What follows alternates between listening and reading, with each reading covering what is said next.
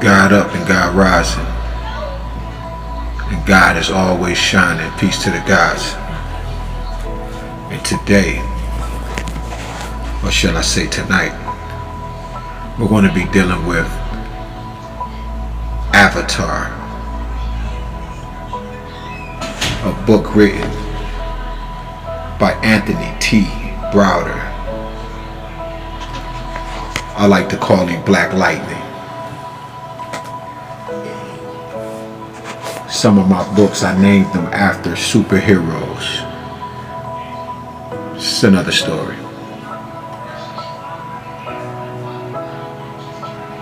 The spiritual dimension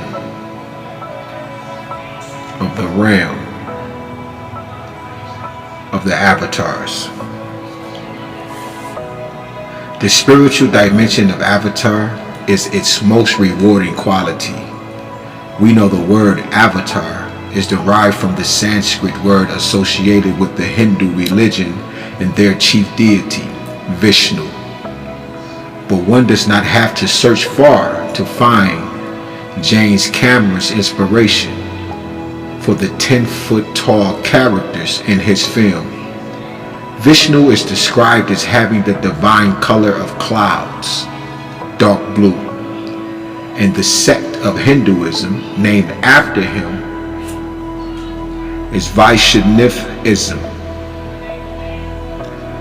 This is the origin of the word Navi. An avatar in the material world of the sky people at Hell's Gate. All of the primary actors are Caucasians. In the spiritual world of Pandora, actors of color who are descended from indigenous people who have struggled against colonialism play all of the important Navi. James Cameron, the creator of Avatar, hired more black actors for Avatar than in any of his previous films.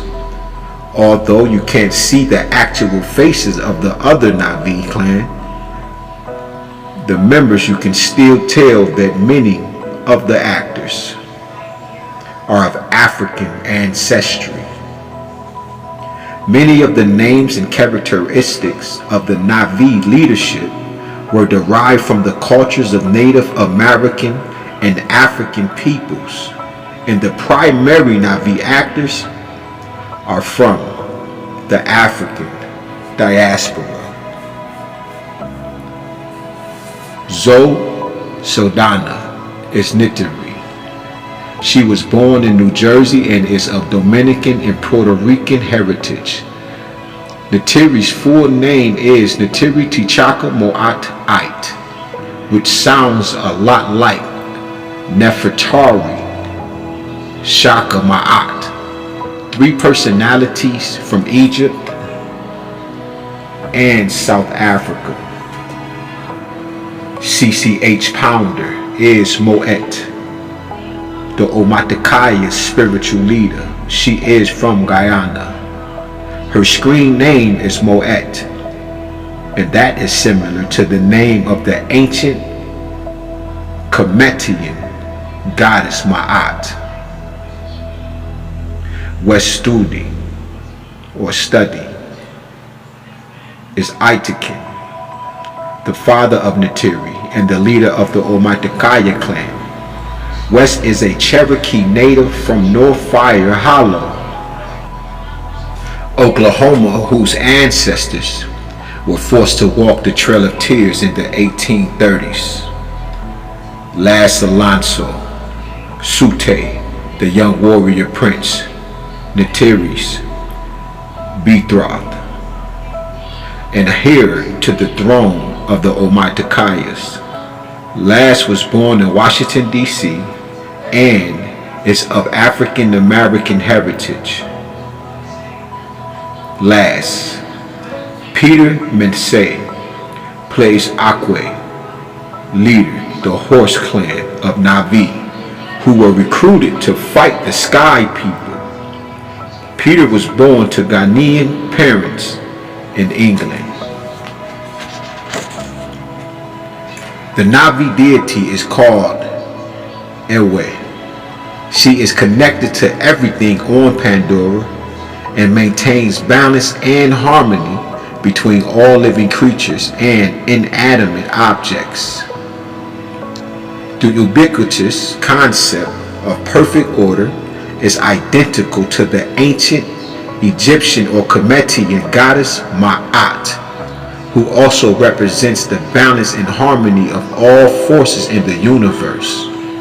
The images of Ma'at are the earliest depictions of a human with wings, an angel, and she is often depicted near a scale where the souls of the deceased were weighed on the balance opposite her figure.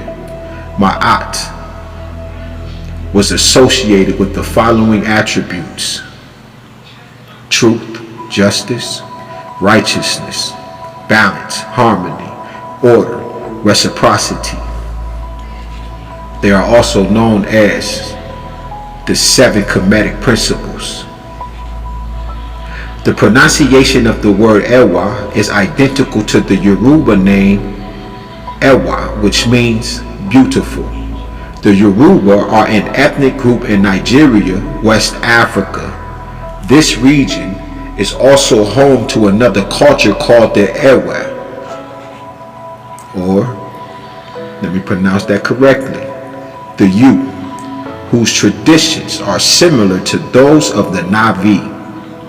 The word Navi means the people. They all wear their hair in locks and dress in a manner similar to South Africans and Native Americans. The Teri's clan is called the Omatikaya, which appears to be a combination of the words Omak and Maya. Both these names refer to African and native peoples of pre-Columbian Mesoamerica. Historians in 1976 and linguist Dr. Ivan Van Sertima wrote, "They came before Columbus," a book that popularized the research of numerous scholars who documented the presence of Africans in the Americas 2,500 years before the arrival of Columbus. These African explorers were from the Nile Valley and were referred to as the Omek by the indigenous people. They encountered in what is now Mexico and Central America. The Aztec and Mayan people wrote favorably of the Omek and acknowledged their cultural and technological contributions to their cultures. Paul Frommer, head of the linguistics department at the University of Southern California, developed the Navi language. According to Ben Zimmer of the New York Times, the language has a vocabulary of about 1,000 words, which mellifluous vowel clusters, popping ejectives, and a grammatical system elaborate enough to make a polyglot blush. Elements of the Navi language were borrowed from the Maori of Polynesia, Amharic from Ethiopia, Zulu from South Africa, and some Native American. The Navi greeting, "I see you," is taken directly from the Zulu greeting, "Sani Bunani," which means "I see you." The reply is "Yebo Sani Bonani," means "Yes, I see you." This phrase is also found in the Sanskrit word Namaste, which means the God, goddess in me sees and acknowledges the God, goddess in you. With regards to the Navi, "I see you" can also mean the presence of Ewa in me sees the presence of Ewa in you.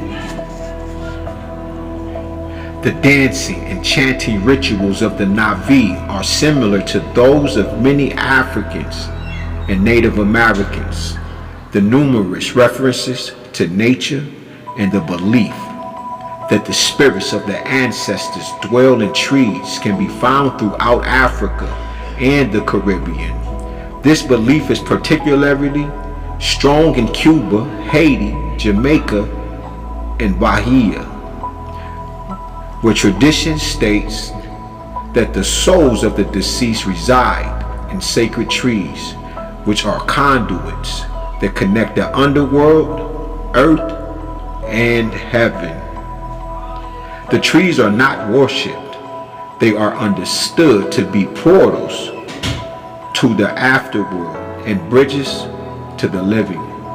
That is why the people bury their dead on sacred ground, where the decomposing bodies are absorbed through the roots of the trees that feed and shelter the people. This assures a constant connection between the living and their ancestors. This spiritual relationship is the origins of the term roots, and its relationship to trees as symbols of ancestral heritage, which further lets you know about agitated propaganda, agitprop, giving us a cause with a desired effect and teaching us, brainwashing, programming us that our roots were embedded within and solely from the transatlantic slave trade. But this is not true. These concepts may seem pagan to practitioners of traditional Western religions, but they are a legitimate interpretation of people's expression of their relationship to their own deity. History is full of examples of civilized men bringing religion to soulless savages who were subjected to acts of extreme brutality at the hands of so-called pious men of God. Historian David Stannard chronicles a list of atrocities committed by Europeans against Native Americans in his book, American Holocaust. Avatar has created a similar opportunity for people throughout the world to re-examine the history of man's inhumane treatment of his fellow man. Such a revisionist view of history is long overdue. Ashe. The early reference by Colonel Quaritch concerning the destruction of the Navi deity and the erasure of their racial memory has been the goal of every colonizer of African and native people since the time of Christopher Columbus. Historian John Henry Clark summed up 500 years of colonial oppression with the statement, "They laughed at your clothes and made you change your clothes. They laughed at your names and made you change your names. But most importantly, they laughed at your God and made you change your God." If the Navi had lost the final battle at the Tree of Souls, and the Sky People had destroyed their deity Ewa, then enslavement and colonization would surely have followed. The defeated Navi, like all conquered people, would learn to dress like their oppressors, take their names, and worship their God. Sound familiar, people? And after hundreds of years of struggling for their civil rights, the descendants of the defeated Navi might get 28 days to celebrate their heritage during Blue History Month.